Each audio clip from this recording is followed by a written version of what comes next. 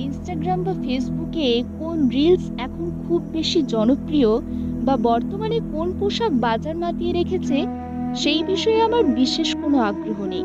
তবে খুব যে অনীহা আছে তা না। তবে বিলাসিতা বা জনপ্রিয়তার মোহ কোনোদিনও আকৃষ্ট করতে পারেনি আমায়। আর এই বর্তমান সময়ে জনপ্রিয়তায়, সৌন্দর্যে এবং বিলাসিতায় নিজেকে খুব একটা মানানসই করে তুলতে পারিনি বলেই বরাবরই ব্যাকডেটেড এর তকমা পেতে হয়েছে। তবে তাতে আমার বিশেষ কোনো আপত্তি নেই। আমি ঠিক ততটাই ব্যাকডেটেড যতটা ব্যাকডেটেড হলে নিজের প্রিয় লেখক বা লেখিকার একটা গোটা উপন্যাস পড়ে ফেলা যায় অনায়াসে।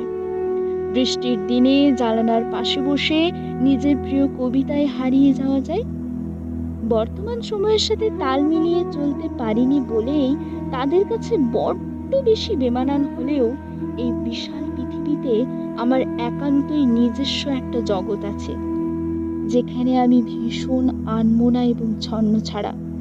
বর্তমানে জনপ্রিয়তার এবং চাকচিক্যের বিন্দু মাত্র প্রভাব নেই সেখানে।